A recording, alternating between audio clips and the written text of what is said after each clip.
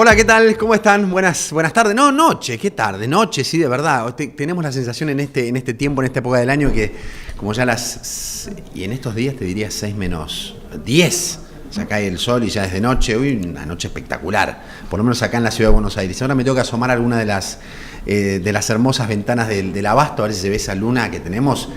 Maravillosa, no sé cómo se llama la luna de hoy, tiene algún nombre, viste que todas las lunas tienen, cada vez que aparece una luna llena, nos enteramos de que tiene o la bautizan de algún nombre, creo que es de Fres, algo por el estilo, cosas raras, luna llena, y así se decía en el campo y se dice en el campo, y nada más, y respetemos eso. Bueno, como sea, es el quinto capítulo de temporada 10 de La Burbuja, y hoy estamos con muchas ganas de arrancar. Yo me voy a poner los lentes porque voy a leer algunos datos que vi que me llamaron la atención. Hoy el tema central, el tema fuerte, tiene que ver con algunas cosas en realidad que nos involucran a nosotros, ¿no? Cada uno de nosotros, independientemente de nuestra identidad, es un número. Somos un número, ni más ni menos. Y ese número es un número que va cambiando todo el tiempo, porque nosotros vivimos adentro de un planeta que tiene 8.296.876.050 personas. Y 55, 60 ya. Todo el tiempo están haciendo gente, todo el tiempo. Y 300.000 personas nacieron en lo que va del año. Hoy, por ejemplo, nacieron... 406.000 personas hoy nacieron. Claro, uno piensa, esto es más o menos lógico, ¿de qué me está hablando este tipo cuando, entre otras cosas, podemos dar datos, estadísticas y estar una hora dando estadísticas? Entre la India y China reúnen el 35% de la población mundial. 1.400 millones cada uno. Ahora, hay algunas señales y luces de alarma que se encienden a propósito de cuánto tiempo más vamos a estar nosotros acá. ¿Va a seguir este ritmo de crecimiento poblacional o en algún momento se va a frenar, nos vamos a estancar y eventualmente nos vamos a extinguir? No soy yo el que te voy a contar, yo voy a hacer preguntas, voy a escuchar con mucha atención y está Rafael Roffman, súper recontra especialista en este tema, que hoy será uno de los invitados a La Burbuja. Rafael, ¿cómo te va? ¿Cómo estás? Hola Fede, gracias por la invitación. Vi la luna cuando venía para acá, impresionante. Impresionante, ¿no? Belleza absoluta. ¿Sos de los que se queda un ratito por lo menos a mirar la luna? Sí. 10 segundos, 15 por lo menos. Estaba manejando por Libertador, con lo cual era una pequeña dificultad, sí. Pero el semáforo fue una maravilla. O sea, mirás gente, mirás el panorama futuro, cómo va a estar el sistema previsional, y de vez en cuando un poquito de la luna mirás. Cuando se puede, siempre. Un estudioso, de verdad. ¿Te querés presentar ahí, contarle a la gente quién sos y qué haces, Rafael? Sí, con mucho gusto. Rafael Roffman, economista de formación original, demógrafo por elección, estudié economía, estudié demografía en distintos lugares, trabajando ahora como investigador principal en CIPEC, el Centro de Implementación de Políticas Públicas para la Equidad y el Crecimiento. Es mucho nombre, pero básicamente un grupo de gente que trata de ayudar a que las políticas públicas salgan un poco mejor, y esa es la tarea en la que nos encomendamos. Y entre las cosas que discutimos está la dinámica demográfica y por qué pasa lo que pasa, y más importante creo aún, y qué hacemos al respecto. Y ¿qué implica, no? Veía unas curvas recién, ¿no? Hace un rato mientras trataba de pensar un poco algunas de las tantas cosas que me gusta charlar con vos y preguntarte. Y cuando ves el crecimiento poblacional, 1952-2025, hay como unas curvas, pero la caída es importante. Uno a veces dice, bueno, a ver, no lo voy a buscar demasiado lejos, lo voy a buscar en el ámbito familiar, personal. Yo nací en los 70... Y mamá en los 70 tuvo 4 hijos. Mis 3 hermanos y yo. Tuvimos 4. Y creo que el promedio en los 70 era 3,6. Mamá estuvo un poquito arriba. Tiró el promedio para arriba y está bien. Sobre todo tiró, porque los 3 primeros nacimos en 3 años. Viste que era bastante... venían todos muy seguidos. Pero ahora el promedio de este momento cayó estrepitosamente. Y a mí lo que me llama la atención, porque a mí me gusta sacar... fotos del momento, pero películas, ¿viste? La humanidad tiene mucho tiempo, miles de años sobre la Tierra. En poquito tiempo, de los 70 para acá, que pasaron 50 años, la caída fue estrepitosa. De 4, 3,5 hijos por familia, ¿estamos en cuánto, Rafael? Ahora en Argentina 1,4 más o menos por ahí. Es un montón. La caída es fenomenal en Argentina. A nivel mundial, el problema o la duda, vos me vas a contar qué es lo que pasa, es que hay algunas teorías. Ahora, claro, viste cómo se mete, por ejemplo, Elon Musk en este tema y dice hay que poblar el planeta. no sé si tiene 10, 11 o 14 hijos, tiene Musk, tema aparte, hijos con nombres, a uno se llama, creo que Little Musk o algo por el estilo, y se llama X o algo así. Él dice que hay que poblar el mundo porque es la única manera de poder generar conocimiento, y él está preocupado. Y hay quienes dicen que a mediados de este siglo, es decir, dentro de 20 años, 25 años, por primera vez en mucho tiempo habrá crecimiento negativo, no sé si llamarlo de esa manera, o no crecerá el mundo. Contame, ¿qué se está viendo? Argentina y el mundo, Rafael. A ver, déjame hacerte la película más larga para contextualizar. Sí. En la historia de la humanidad, la población fue muy, muy estable, crecía un poquito, se decrecía de acuerdo a las crisis y a las épocas de bonanza, pero era una cosa muy estable en la cual básicamente no pasaba demasiado. Y en los últimos 200 años más o menos en el mundo empezó algo que llamamos la transición demográfica, que básicamente fue que por muy buenas razones empezó primero a bajar la mortalidad, empezamos a morirnos menos, básicamente es salubridad, prevención, salud pública, agua potable y cloacas fue determinante, y después empezó lentamente a bajar la fecundidad. Como bajó primero la mortalidad, y seguíamos teniendo el número de hijos que teníamos antes, lo que pasó es que empezó a crecer rápido la población. Claro. Y en los últimos 200 años cambió muy rápido la historia. De hecho, el estudio de esto empieza, no quiero dar clase, pero como contexto simplemente, allá por 1790 y tanto, cuando un señor que se llama Malthus, del que todos conocemos el nombre, se preocupó por esto, porque vio que de repente en Inglaterra estaba creciendo la población como nunca antes. Y entonces dijo, ¿qué corno está pasando acá? Y lo que pasaba era esto. Y él se asustó, porque dijo, lo mismo que ahora alguna gente se asusta al revés, él dijo, está creciendo mucho, hagamos algo. ¿Y cuál era el riesgo? ¿Era que no hubiera recursos para sostener a tanta gente? Él se imaginaba que no iba a haber recursos para sostener a tanta gente. Su preocupación se diluyó más o menos rápido cuando, gracias a las migraciones en parte hacia América y a la revolución industrial, los recursos crecieron más rápido que la gente. Entonces el conflicto desapareció, pero en su momento la preocupación fue esa. Eso volvió en los años 60 del siglo pasado, cuando muchos países desarrollados vieron que en países en desarrollo, en América Latina, en África, en Asia, la población crecía muy rápido, decían, de vuelta, no va a haber recursos, hagamos algo. Claro. De vuelta se diluyó cuando el ritmo de crecimiento de la población en esos países empezó a bajar más o menos suavemente. Argentina en ese contexto tiene una historia parecida, pero como en tantas otras cosas somos Argentina y tenemos alguna particularidad. Menos mal, si no, no hubiéramos sido Argentina. Si vos mirás la historia, a finales del siglo XIX, en el 1800 y tanto, las mujeres tenían algo así como 7 hijos por mujer en promedio, nuestras bisabuelas, tatarabuelas. Ese es el número que se ve en poblaciones que no hacen nada por controlar la fecundidad. Fines del siglo XIX. Fines del siglo XIX estábamos en 7. 1950 estábamos en 3,5, el número que decíamos antes, y eso habíamos tenido una evolución rápida, una baja bastante rápida, parecida a la de los países europeos. De hecho, éramos junto con Uruguay los dos países de América Latina con menor fecundidad. Perdóname, fines del siglo XIX nacían 7, ¿sobrevivían cuántos? No más de 4 o 5. Claro. Era parte de la historia. Se morían, nacían muchos chicos, se morían muchos chicos antes del primer año. Era terrible, pero era parte de la vida y todo el mundo lo asumía. Cuando empezó a bajar la mortalidad y las familias empezaron a ver que tenían más hijos, poco a poco empezaron a tratar de hacer cosas para tener menos hijos también. Claro. Y ahí es cuando empieza a bajar la fecundidad. Bien. Y hacia mediados del siglo estábamos en el 3,5. 3,5. Ahí pasó algo extraño con la Argentina, que se puede explicar por razones sociopolíticas, si querés, y es que en la segunda mitad del siglo XX la fecundidad bajó bastante poco. Mirá. Los 4 hijos que tuvo tu mamá se parecen bastante seguramente a los hijos que tuvo tu abuela. Mirá. Por supuesto que en cada caso particular puede ser o no, pero bajó. Una de mis abuelas había tenido 6, la otra había tenido 2. Por eso, promedio 4. Estamos exactos. Pero de 1950 hasta más o menos 1990 y algo, fue muy, muy estable. Hubo pocos cambios. Y a partir de ahí empezó a bajar de vuelta. Suavecito, despacio, de hecho, tan suavecito que hacia el 2010, 2015, yo te dije hace un rato, en 1950 éramos, junto con Uruguay, los dos países con menor fecundidad. En el 2015 estábamos en el puesto 30 y pico en América Latina, cuando miras todos los países y territorios. Nos habían pasado todos. Y en el 2014, 2015 empezó a bajar de vuelta en Argentina muy rápido. Y estábamos en 2,3 más o menos, y se derrumbó a 1,3 en menos de 10 años. Esto pasó por razones que estamos discutiendo mucho. En parte tiene que ver con factores socioculturales, una nueva generación de mujeres con otras preocupaciones, con otra visión de la vida. Si te acordás, En estos días estuvimos conmemorando el 10º aniversario del Ni Una Menos. Sí, claro. Y el Ni Una Menos, además de ser un reclamo por el tema de la violencia de género, fue una generación de mujeres diciendo, acá estamos, paren, respétennos.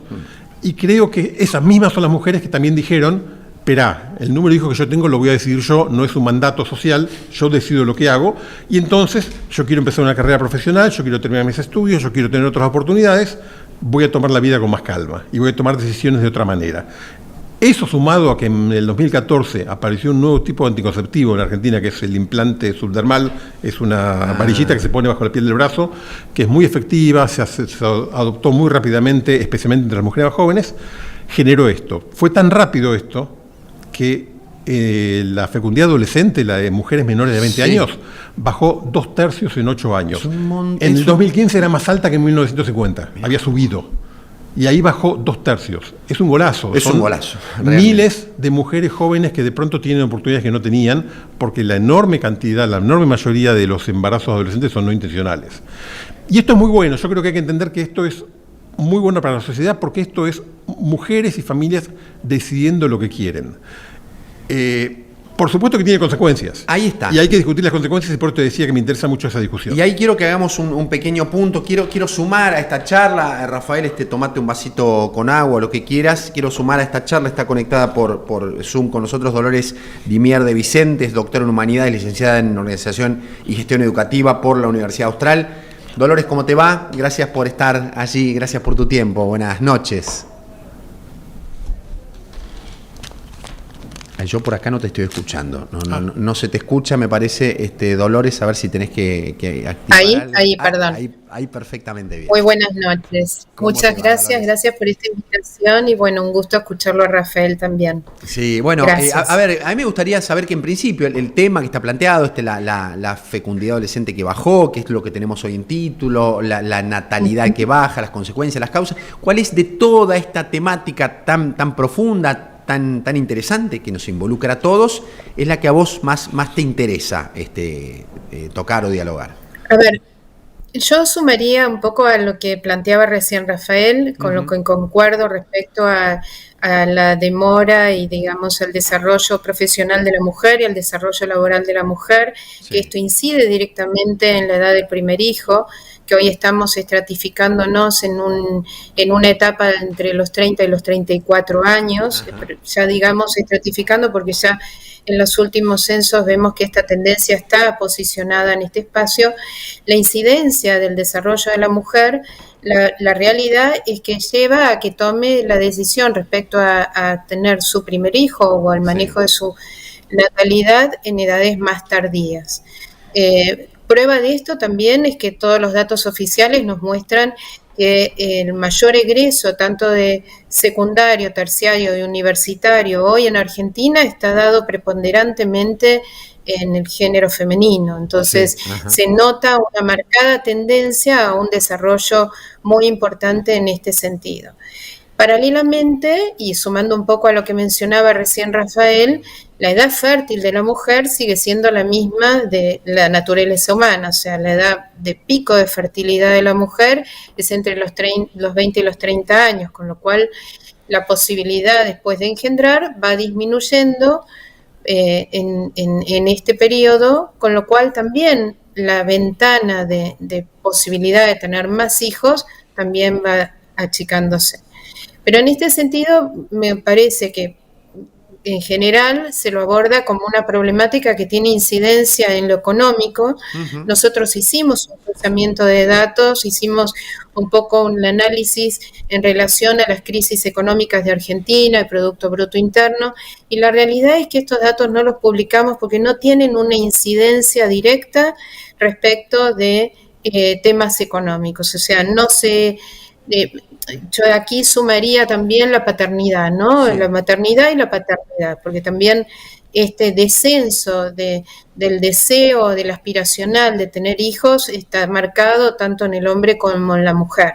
Entonces, me parece que ese punto también es importante a que lo tengamos en cuenta.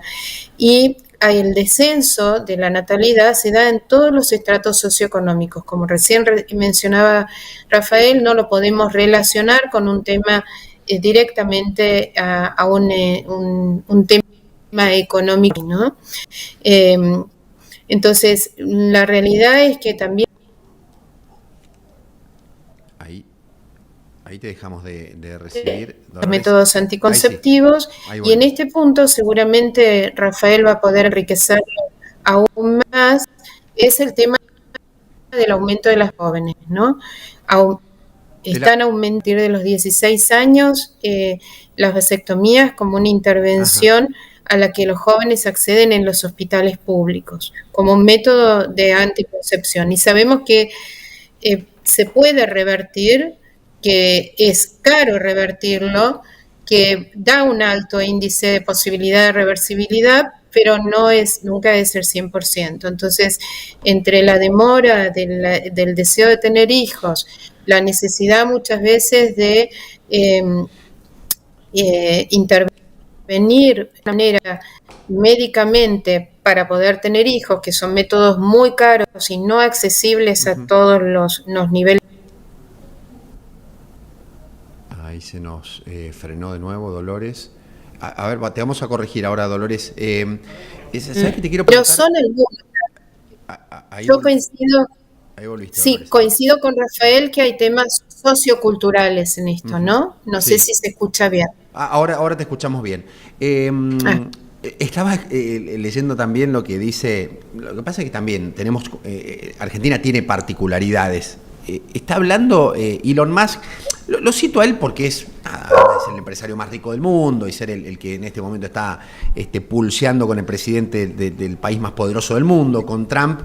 Él dice que vamos camino, si seguimos en esta línea, a un colapso de la civilización. Un poquito tremendista, me parece, ¿no? Rafael, ¿qué opinas vos de esto? Mira, Musk yo creo que es un personaje que es un adelantado visionario admirable de muchas cosas, y que en otras atrasas en décadas o siglos al mismo tiempo. Es raro, es un personaje, muy interesante, pero que hay que tomarlo como quien es, como un tipo que le gusta ser polémico, le gusta hacer ruido y le gusta llamar la atención.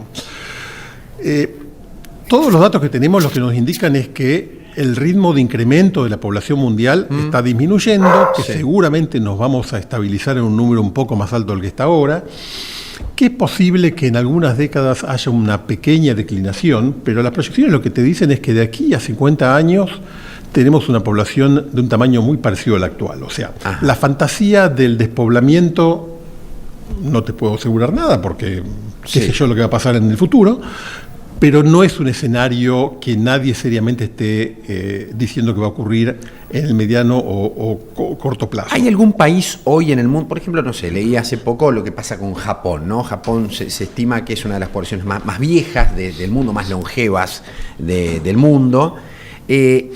Quiero preguntar si hay algún país en el que haya una tasa negativa de crecimiento, si es que eso puede ser. No, hay países que se están achicando desde hace mucho tiempo, pero de vuelta se achican a ritmo muy, muy suave y muy lento. Hay países que tienen niveles de fecundidad muy bajos que generan preocupación. El país del mundo que tiene menor fecundidad es Corea, la República de Corea, que está hoy en algo así como 0,7. Este número es el número de hijos que tiene promedio una mujer, tiene menos de un hijo por mujer. En Corea, vos lo tenés más claro al tema, Rafael, pero entiendo que incluso el Estado coreano, o el gobierno coreano, ofreció dinero y fuerte suma de dinero a las familias para tener hijos y en muchísimos casos lo han rechazado. Es decir, no es un tema económico, claramente. En general no es un tema económico. Corea tiene un conflicto particular y es que combina una sociedad que evolucionó muy rápidamente en algunos factores de condiciones de vida, pero no evolucionó tan rápido culturalmente. Y entonces el modelo tradicional de armado familia sigue coexistiendo con mujeres súper educadas y profesionales muy exitosas que le dicen, bueno, si vos te querés casar, te casás, pero pasás a ser dependiente de tu marido al 100%. Y la señora coreana le dice, perdón, ni por casualidad. Y te tenés que retirar del mercado de trabajo para atender a tus hijos en lugar de ser una exitosa gerente de Samsung. Y la señora dice, estás loco, yo eso no lo hago. Y entonces ahí hay un choque cultural que no terminan de resolver y que no se resuelve con algo de plata, porque tiene que ver con proyectos de realización personal. Recién decía Dolores el tema de que intentaron estudiar qué pasa con la dinámica económica y la fecundidad. Si hay algo que parece que está muy claro y muy estudiado en el mundo es que los países más modernos, más ricos, tienen menos hijos. Cuando las sociedades son más ricas, y las familias son más ricas en general tienen menos hijos. ¿Son más ricas porque tienen menos hijos? No. ¿O tienen menos hijos porque van las son dos cosas más ricas? juntas, porque tiene que ver con el proceso de modernización de las economías. Pero no hay una asociación directa que puedas medir claramente en el corto plazo. No es que si sube el ingreso, si baja el Producto Bruto. Argentina, tenemos muchos problemas en nuestro país. Algo que es malo en nuestro país son las crisis recurrentes que tenemos cada 10 o 15 años. Sí. Pero eso es una enorme virtud en términos de la posibilidad de estudiar algunas cosas. Porque como tenemos crisis, que tenemos subas y bajas muy bruscas, Sí. uno puede decir, bueno, a ver, ¿y qué pasó en ese momento contexto? de crisis? Ajá. Vos mirás, por ejemplo, la hiperinflación de los 90, Sí. o mirás la crisis del 2001 y los datos de fecundidad, no pasó nada. No pasó nada. Nadie cambió sus decisiones de tener o no tener hijos por ese tipo de crisis, Mirá vos. como tampoco nadie la cambia por contextos de bonanza económicas de corto plazo. Son decisiones que tienen que ver con factores de mucho más largo plazo y por eso en general el tipo de políticas natalistas de decir te voy a dar subsidio, te voy a bajar impuestos, Sí. suelen tener poco impacto porque la gente lo decide por otros factores. Dicho esto, sí es importante, y en eso Argentina está bastante mal, hacer que la gente que quiere tener hijos tenga la vida un poco más fácil. Nosotros hacemos cosas mal. Claro. Por ejemplo, tenemos un régimen de licencias laborales muy anticuado. Si vos tenés un hijo ahora, vas a hablar con tu empleador y te va a dar 2 días de licencia. 2 días. Es absurdo. Es absurdo. Y a tu pareja le van a dar 3 meses de licencia Sí. y después relátela. Eso y decirle al mismo tiempo que usted debería tener más hijos es burlarse en la cara. Eso. No tenemos sistemas de cuidados razonables que no sean carísimos. Digo, cualquiera de nosotros que tiene hijos y quiere que tengan buen cuidado porque vamos a volver a trabajar, se las tiene que arreglar con algún esquema privado o con una babysitter o con una abuela o Sí. con una escuela carísima, porque no hay sistemas de cuidados confiables. La educación pública tiene muchos problemas. Entonces, si vos a tus hijos vos querés que tengan éxito, que sean contenidos, que aprendan idiomas, que hagan, todo eso vas a terminar seguramente tratando de mandarlo a una escuela privada que es cara. Digo, la sociedad argentina, a quienes quieren tener hijos les hace la vida más difícil. El Estado argentino les hace la vida más difícil. Entonces, en lugar de despotricar, Sí. tenemos que pensar cómo facilitar eso, ¿no? Una de las cosas, te quiero sumar a vos, Dolores, que dijo, no me quiero meter en tema político estrictamente, pero como estamos hablando de qué pasa ahora o qué pasa con las decisiones de la dirigencia argentina en relación a esto, el presidente habló en contra de algunos de los avances, ¿no? Por ejemplo, la ley que le permite el aborto a las mujeres, de la ESI también. Claro, en esto hubo una cosa que medio anecdótica, que él la contó cuando se encontró con Elon Musk, que Musk le dice, ¿y vos y tus hijos? Bueno, yo tengo 4, o 5, pero son de 4 patas. No, eso no vale, le dijo Elon Musk. Más allá de esto, digamos, lo que dice Rafael Dolores, es cierto, no hay, a menos que yo no lo sepa, políticas acordes, ¿no? Porque esto se dice que efectivamente, y creo que el presidente Milei está de acuerdo en esto de decir, bueno, está bien, tenemos que aumentar la población en tal caso, pero ¿qué política hay o qué proyecto político hay que se nos haya pasado a nosotros periodísticamente hablando en el último tiempo para incentivar o motivar el crecimiento de la fecundidad en Argentina?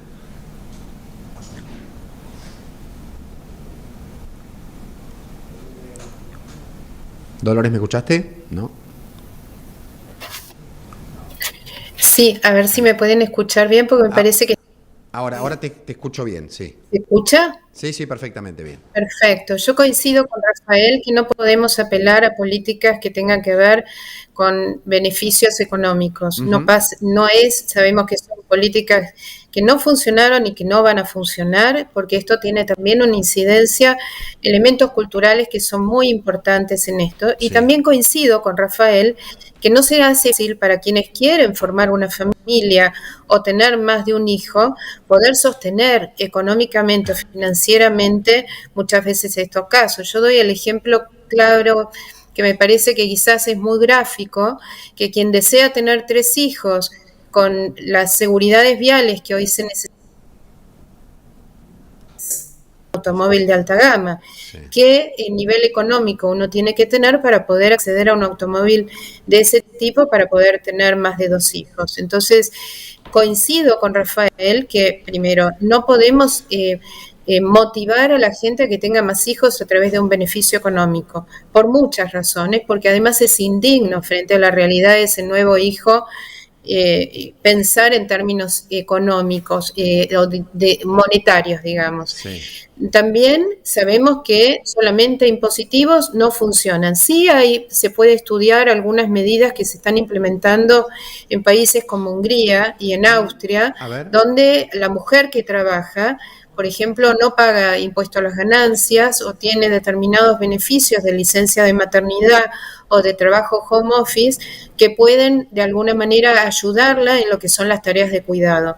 Porque otro de los puntos que nosotros planteamos en el informe es la realidad de la feminización del cuidado en Argentina, donde hoy no hay mujer y de distintas edades que no se dedique a cuidar o de sus hijos o de sus padres ancianos o abuelos que cuidan nietos para que los padres puedan salir a trabajar. Porque necesitan de mucho recurso económico para poder contratar personal que lo pueda cuidar adecuadamente. Entonces, esta es una realidad de Argentina y entonces me parece muy válido el planteo que recién hacían respecto a que sí tenemos que preguntarnos frente a las nuevas sociedades o a esta nueva realidad, qué planteos vamos a hacer o qué nuevas estrategias vamos a tener para pensar en una sociedad de cuidado, ¿no? De cuidado de personas mayores, que bueno, Dios quiera que la esperanza de vida anclada en una nueva longevidad permita una mejor calidad de vida a más edad y que no necesite de tanto apoyo y soporte que si no se puede dar a través de los medios formales, los va a tener que cubrir el Estado. Sí. Y además, para que también las edades activas puedan desplegarse plenamente en su trabajo, porque también acarrea una realidad muy compleja frente a lo que es la edad pasiva, lo que implicará pensar también en sistemas jubilatorios, de pensiones, claro. O sea, es una realidad compleja que, como vos bien decías, si esta realidad o el bono demográfico de esta transición plantea una deuda demográfica, por lo menos intentemos en Argentina ver estos problemas antes y plantear políticas serias que estén más allá de los gobiernos para poder pensarnos como sociedad. Entonces, es una realidad muy, muy importante. Ante esto que también mencionaba de Rafael hace un ratito, de cómo ha descendido la natalidad en Argentina, lo que hemos visto es que el índice de envejecimiento ascendió bruscamente en los últimos 3 años. Entonces, a esto también tenemos que empezar a darle respuesta. En Latinoamérica somos uno de los países que tenemos una menor tasa de dependencia aún. Pero bueno, esto también hay que trabajarlo.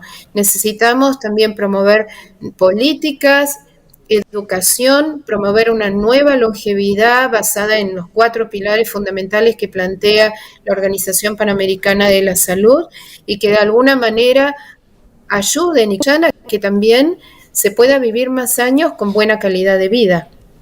Dolores, un placer grande haberte tenido con nosotros en este programa. Muchas gracias. Se congela Dolores, ¿viste? Ahí se queda congelada. Bueno, ahí la vamos a saludar. Bueno, Rafael, nos sacamos esto, así ya no tenemos que... ¡Ah, qué alivio!, ¿no? Para los oídos. Pensaba en tantas cosas mientras escuchaba a Dolores, bueno, y temas que vos dejaste plantear también, ¿no? Parece que hay una cuestión ya también que pasa, hay tantos temas para digamos, y tantas aristas para explicar la tasa de la natalidad en Argentina. Otra es, ¿te acuerdas que está Dolores? Ya la estamos despidiendo. Dolores, te quería agradecer mucho y te estábamos despidiendo ya. A ver ahí si podemos despedirte y escucharte. Eso, no sé si nos escuchás, Dolores, que volviste. Te despedimos igual, está llegando medio tarde. Sí, tenemos mala conexión con Dolores. Bueno, con Rafael vamos a seguir. Hay menos prejuicio social, me parece, ¿no? Una mujer que antes pasaba los 25, 27, 28 y no tenía hijos. ¿Y vos para cuándo? Seguimos escuchándolo de vez en cuando, ¿no? Pero menos, ya se acepta más que una mujer, que un hombre también, que una pareja. Hoy yo le decía a los chicos de la producción, bueno, ¿por qué no traemos también a alguien? Gente que dice, bueno, decido no tener hijos, no los vamos a tener. ¿Por qué? Me gusta escuchar un poco los motivos, ¿no? Vos estuviste dando algunos motivos, pero hoy es mucho más natural poder enfrentar en una conversación y asumir esto de que también se puede decidir ser una pareja sin hijos, ser una mujer que se desarrolle en su vida profesional, laboral sin hijos, o ser un hombre que decida transitar su vida sin tener hijos. Absolutamente, y eso tiene que ver con la, no diría desaparición porque es un poco fuerte, pero el debilitamiento de algunos mandatos sociales y culturales claro. Que venían muy fuertes desde mucho tiempo. Pero además me parece que hay que entender en esta lógica que esto no es malo per se. Genera desafíos y hay que responder a esos desafíos. Pero el debate natalista, el debate de Musk, yo te decía hace un rato que me parece que Musk en algunas cosas se atrasa, porque creo que viene de una lógica que ahora es muy antigua. Deja de poner estos términos. Si yo te digo Juan Bautista Alberdi, además de ser una avenida acá en Buenos Aires, es quien escribió la Constitución. Y si hay una frase que yo recuerdo de la secundaria, cuando me enseñaban a Alberdi, es gobernar es poblar. Alberdi decía gobernar es poblar. Y por eso escribió la Constitución que escribió y promovió activamente traer inmigrantes a la Argentina. Y tenía razón. En el 1800, gobernar era poblar, hacía falta gente. Hacía falta ocupar el territorio, hacía falta poner el territorio en producción. 100 años después, en 1950, gobernar era tener industria pesada, metalmecánica. Era el desarrollismo de parte del peronismo, Frondizi. Hace falta petróleo. Gobernar es ser industrial. Hoy día, gobernar, ser ricos, es tener mucho capital humano, es tener gente muy productiva. No hace falta ni tener mucha gente, ni ocupar mucho territorio. Lo que hace falta es que cada uno de nosotros sea muy productivo, produzca mucho. Pero no te hace enseguida este corte, este punto y seguido, Rafael, y te dice, sí, está bien, pero cuanto menos gente tenés, también la posibilidad de tener más gente productiva disminuye. A ver, si tenés menos gente, eventualmente tenés un dilema de cómo gestionar eso. Ahora, si lo que tenés es un poquito menos de gente, no me preocupa. Lo que me preocupa mucho es cómo hacer para que seamos los que seamos más productivos. Argentina, lo decía Dolores hace un minuto, es todavía un país joven, pero que está envejeciendo. Vos mirás países mucho más viejos que nosotros y son mucho más ricos que nosotros. ¿Por qué? Porque cada uno de los que trabaja, que son proporcionalmente menos que acá, es mucho más productivo que nosotros. Y es mucho más productivo porque ellos han hecho un esfuerzo importante por décadas en tres cosas que son las que determinan cuán productiva y cuán rica es una sociedad. Invertir en capital humano, eso quiere decir mejor educación. Invertir en capital físico, eso quiere decir más infraestructura, más empresas, más máquinas para hacer cosas. Y abrirse a la innovación, incorporar más tecnología. Estoy pensando en Argentina. En las tres cosas de Argentina venimos mal en las tres. Mal en las tres. Y por eso es los problemas que tenemos. Por eso es que nos ha ido mal en las últimas décadas, porque estamos mal en las tres. Venimos perdiendo en términos relativos con países parecidos a nosotros, pero venimos con poca calidad, y además teniendo oportunidades importantes como hoy día tenemos mucha población en edad joven de trabajar. Eso me lo dijiste vos alguna vez. ¿Eso es el bono demográfico? Es el bono demográfico. Tenemos proporcionalmente mucha gente en edades de estar trabajando. Y lo estamos despreciando a ese bono demográfico. Y lo estamos perdiendo en buena parte porque, el bono demográfico quiere decir que tenés mucha gente que puede estar trabajando y produciendo más. Ahora, si esa gente no es productiva porque hace trabajo de mala calidad, entonces es un desperdicio, porque tenés la gente y no la aprovechás. Si no la aprovechás ahora, es un problema, porque una frase que dice un amigo que me gusta mucho y la repito siempre, y ya me la has escuchado, las sociedades al final del día son como las personas, se tienen que hacer ricas antes de hacerse pobres. Si vos querés ser rico cuando tengas 80 años, te tenés que hacer rico ahora. Después, ya está.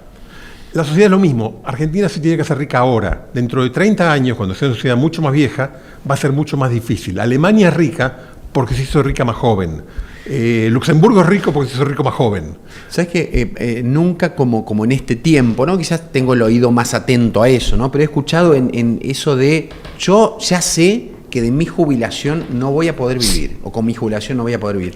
Antes me parece que era algo natural, ¿no? Mis padres, por ejemplo, sabían que a los 60, 65, depende el género, se jubilaban y les iban a jubilarse, y con esa jubilación iban a poder vivir bien.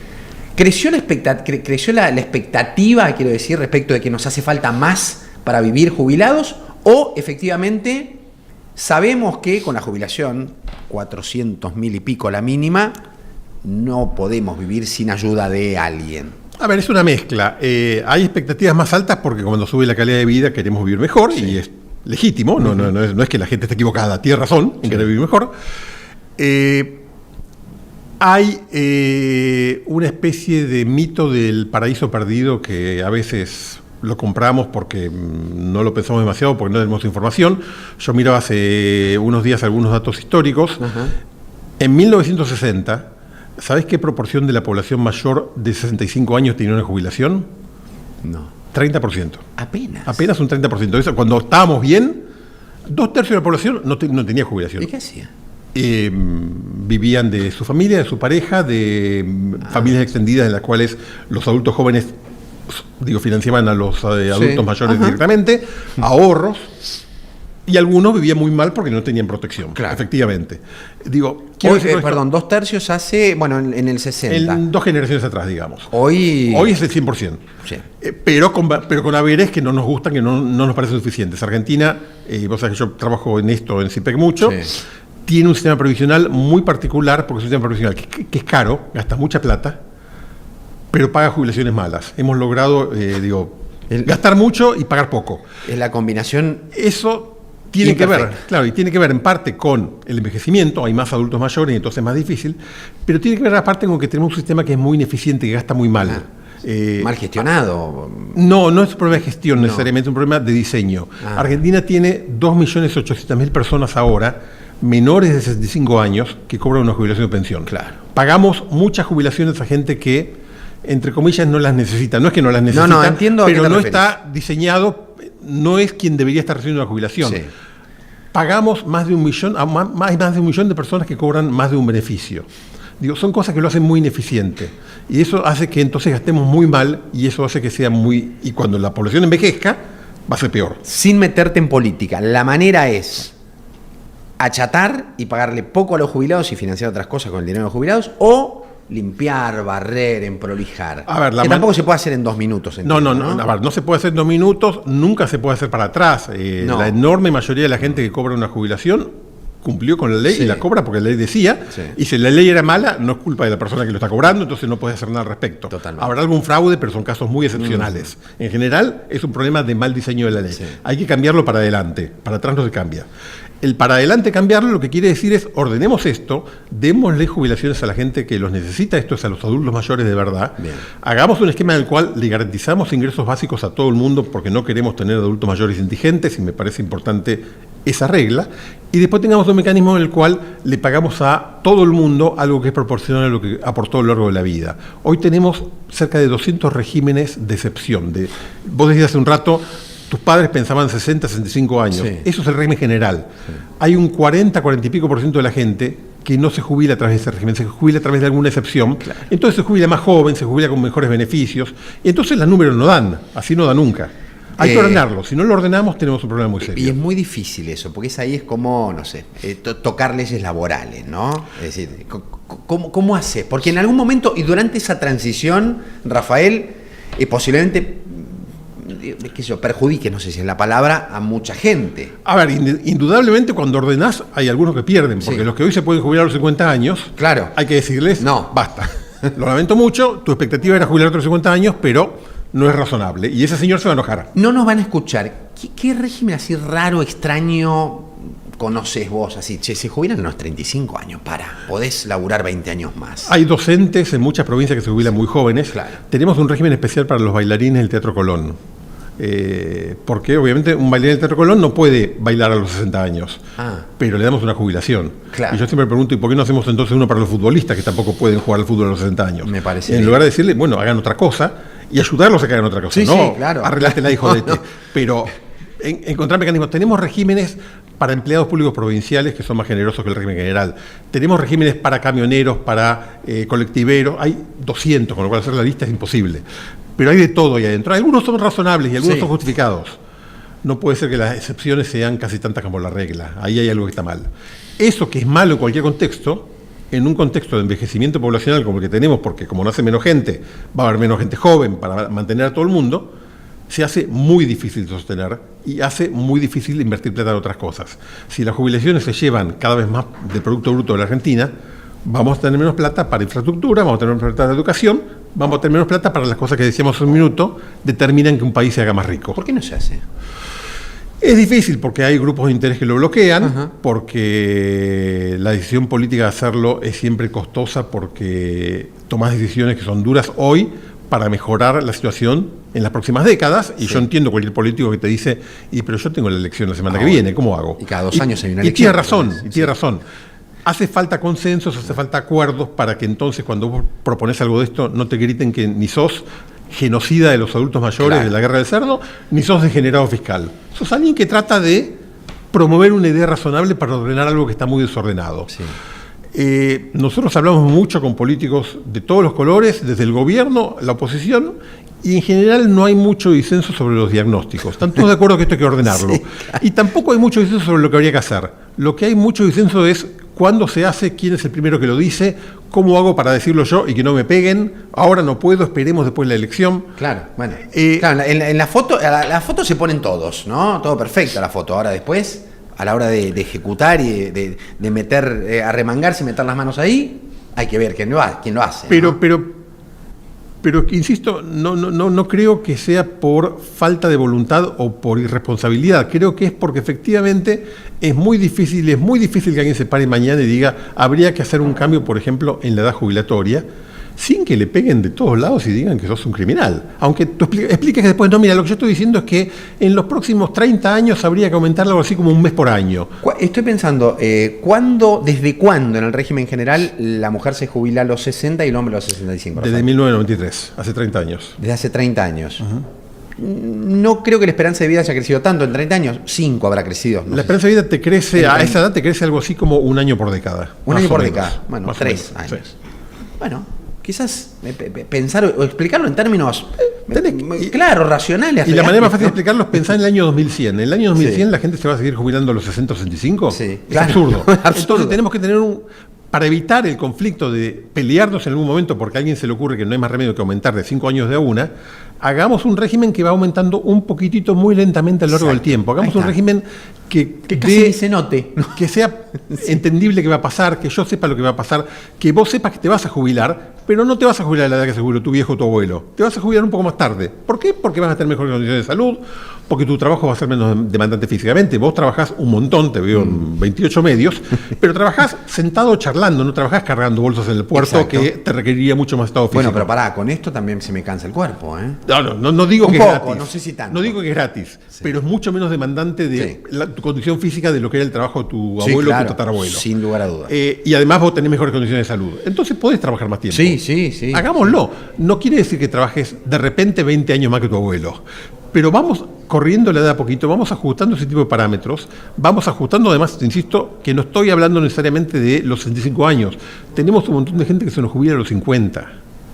Entonces, ¿de qué estamos hablando? No puedo dar una jubilación a los 50 y después decir, y bueno, pobres que no puede seguir trabajando.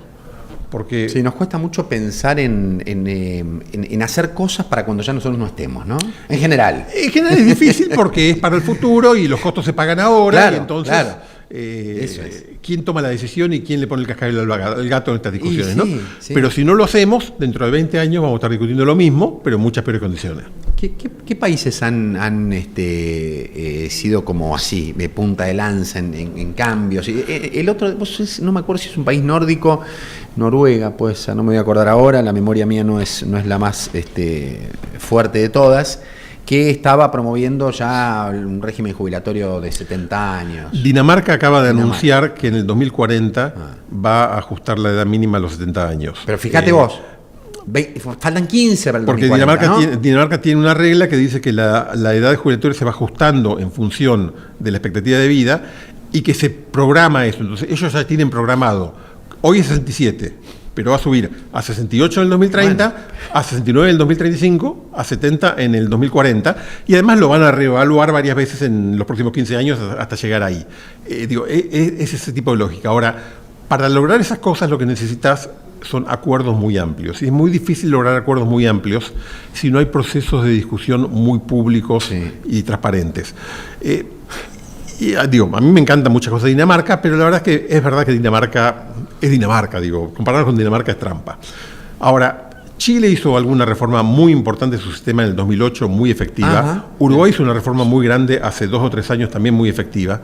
Algo características de proceso que hacen que eso funcione y que sea más fácil de hacer, 2 o 3 que son centrales. A ver. Una, el Poder Ejecutivo tomó liderazgo. Estas reformas no salen de la oposición. No. Tiene que el Poder Ejecutivo, que Exacto. tiene la información, que tiene la capacidad de implementar, Sí. decir, vamos a hacer algo acá, y convoca a todo el mundo a discutir. Y tienen un proceso de unos meses, de un año, en el cual habla todo el mundo, se hace una comisión de expertos que discute públicamente.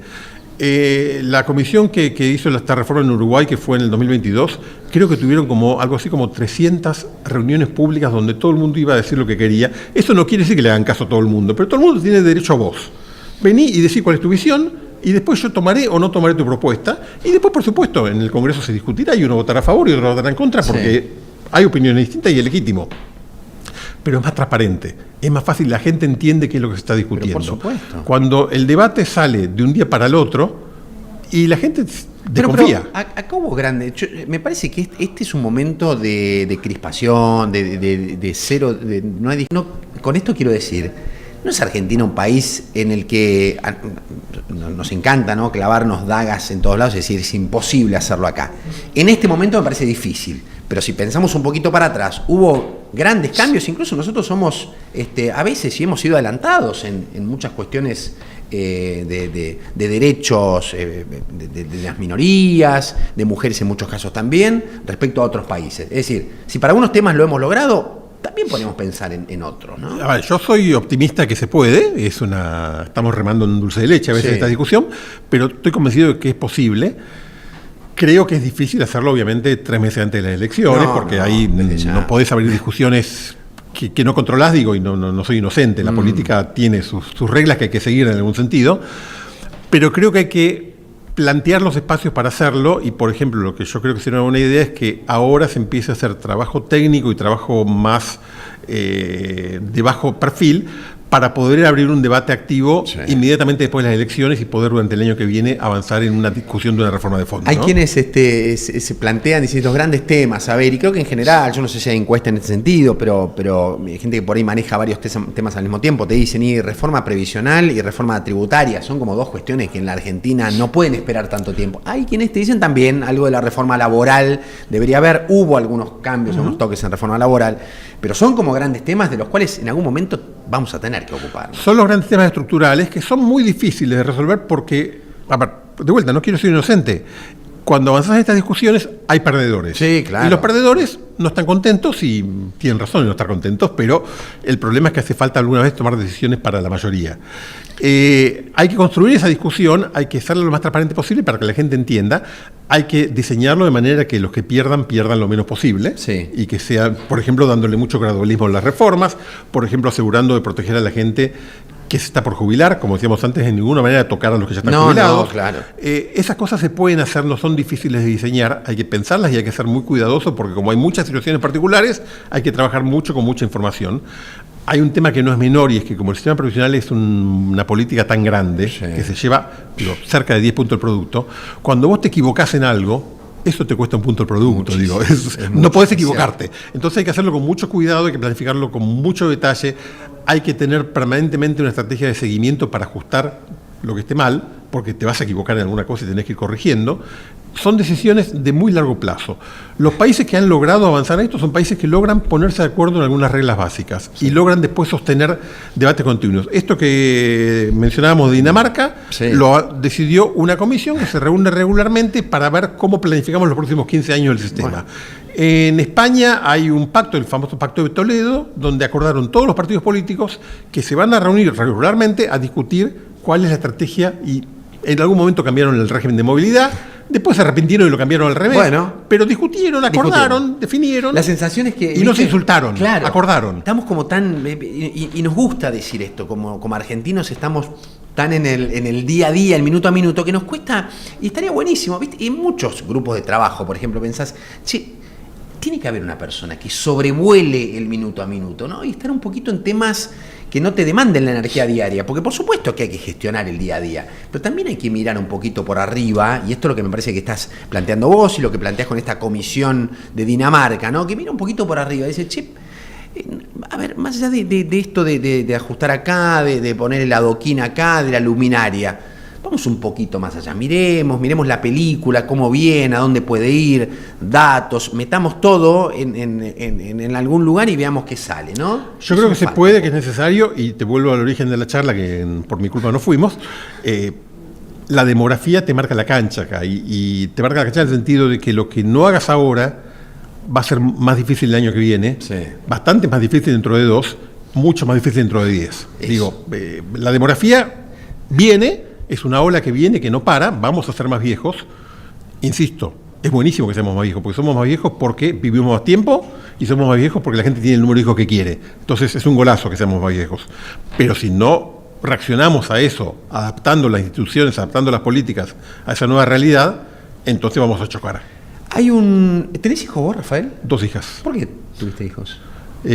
Porque me gusta mucho. No sabías antes, hubo un poco de mandato también en lo tuyo. A ver, no lo dudamos nunca. Mi esposa siempre dice que ella es medio Susanita, pero nunca dudamos que queríamos tener hijas. Sí. También tengo muy claro que tuvimos 2, y recuerdo las charlas cuando teníamos las 2 chicas, que decíamos, ¿y tenemos un tercero o no? Y yo le decía, no, mira, somos 2, tenemos 2 brazos, lo decía Dolores hace un rato. En el auto entran 2 asientos de bebé, son 2. Pero ¿sabes qué pasó? Mira, te lo pregunté por lo siguiente, porque uno a veces piensa en... hay muchos motivos por los cuales hoy muchas mujeres, muchos varones deciden no tener hijos, porque hay muchos padres que asustan. Iba a decir asustamos, pero yo no. Porque yo tengo a mi hija y la disfruto un montón, y en cada etapa de la vida siento que es un desafío y es un placer absoluto poder acompañar el crecimiento y darle el amor que le puedo dar. Y la devolución suena bastante egoísta, pero creo que recibo mucho más de lo que doy. Pero en muchos casos está como mal visto, está como una carga, como un peso, que mirar, que lo que te llevan, que el tiempo, que soy un remis cuando están en edad de adolescencia. Que cuando son más chicos, al médico, y no pude dormir. Entonces, escucha a alguien que no tuvo, y entre otras cosas dice, che, ¿y la parte buena? Yo ahora que lo tengo, vos también decís, no, pará, hay un montón, pero si no lo tuviste todavía, no sabés lo bueno que viene. Entonces en muchos casos también es un factor que los hijos, creo que nosotros también como argentinos quejosos también, acá tiene un poco de mala prensa en algún punto, ¿no? Como que es un laburo, bueno, no, es un laburo, es una responsabilidad. Es una responsabilidad y una demanda, y por eso es que tenemos menos hijos de lo que tenían nuestros tatarabuelos. Digo, claro. Vos decís las cosas que sos remis, que lo que cuesta. Eso ocurre porque vos querés para tu hija cosas que tu tatarabuela no quería para tu bisabuela. Sí, no quería porque ni las pensaba. No porque era mala, porque no había, porque el mundo era distinto, porque ella sabía que se le iban a morir algunos de los chicos que iban a tener, y los demás iban a lo mejor ir a la escuela, a lo mejor empezar a trabajar. Totalmente. Los quería mucho, pero esa era la realidad. Tu realidad es que vos querés cosas, y eso es mucho más demandante. Y es mucho más demandante, lo cual hace que sea más difícil, porque además demanda lo más caro que tenés vos, que es tiempo tuyo. Tiempo. Tu atención, tu tiempo, es lo más valioso que tenés, y te demanda mucho de eso, y por eso decís, no voy a tener 1, voy a tener 2, no voy a tener 5. Y es razonable que sea así. Ahora, tenerlos implica gratificaciones importantes propias, implica el placer de interactuar con un chico que, como decís vos, es maravilloso. Wow. Y no te cuento el día que tengas un nieto, lo divertido que es. Sí, tremendo. De 1 año es increíble. ¿Uno tenés? Y es absolutamente increíble, porque además ahí sí el problema de los padres y yo solo juego. Es verdad, eso que dicen, lo comprobé ahora, es absolutamente cierto. Y el bebé más lindo del mundo, por supuesto. Qué lindo. Pero la dinámica tiende a decir, bueno, voy a tener hijos, pero voy a tener después, voy a tener menos, voy a tener más pausado. Una, antes de irnos. 2... No por el placer, por lo lindo, por lo fácil, por lo que tenés 2 brazos y todo lo demás. ¿Sería el número razonable para pensar en un buen sistema previsional y en todas las cuestiones que venimos hablando? ¿O no hay un número? Obviamente no hay una regla, no hay un número, no hay una obligación. A nivel agregado, 2 hijos por familia, 2 hijos por mujer, es el número mágico que más o menos asegura estabilidad en la población, porque si cada mujer tiene 2 hijos, eso quiere decir que se sustituye a sí misma y a su pareja, y entonces la población sigue más o menos estable. No es exactamente 2 hijos, porque hay algunos, el número mágico es 2,1 por un problema de que nacen más varones que mujeres, y alguna cosa más dando vueltas ahí, pero es más o menos 2. Ahora, no tiene por qué ser eso y de vuelta, y si la población decrece un poco no pasa nada, así como no pasa nada si crece un poco. Si la población decrece rápidamente, tenés un problema. No hay muchas historias, no hay muchos registros en la historia de que eso pase en forma muy masiva y que no haya tendencia a equilibrarse más o menos automáticamente. No estoy muy preocupado por eso. Hay que ver qué pasa, hay que estar atentos. Si llega a acelerarse el decrecimiento de población en algunos países, van a tener que ver cómo lo resuelven. Sí. Pero no ese es el problema serio, el desafío serio hoy no es el despoblamiento, el desafío serio es el envejecimiento. Y cómo adaptar tu sociedad a un mundo más viejo, donde hay menos chicos en las escuelas, lo cual de vuelta es muy bueno, porque entonces podés hacer cosas con los chicos que antes no podías. Los ministros de Educación en la Argentina, en toda la historia, su primer problema era cómo el año que viene contrato más docentes y cómo abro más escuelas, porque vienen más chicos. Hoy pueden decir, che, vienen menos chicos. Puedo sacar un docente del frente del aula y formarlo mejor, puedo hacer más escuelas de doble jornada, puedo cerrar ese edificio que se está cayendo a pedazos y poner la energía en edificios.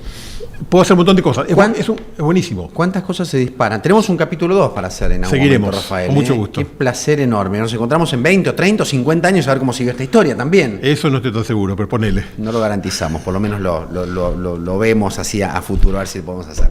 Gracias, Rafael. Rafael Roffman con nosotros. Un enorme placer haber charlado en este 5º capítulo de la 10ª temporada de La Burbuja. El miércoles que viene nos encontramos, como siempre, acá desde el Shopping Abasto en live streaming a las 9 de la noche.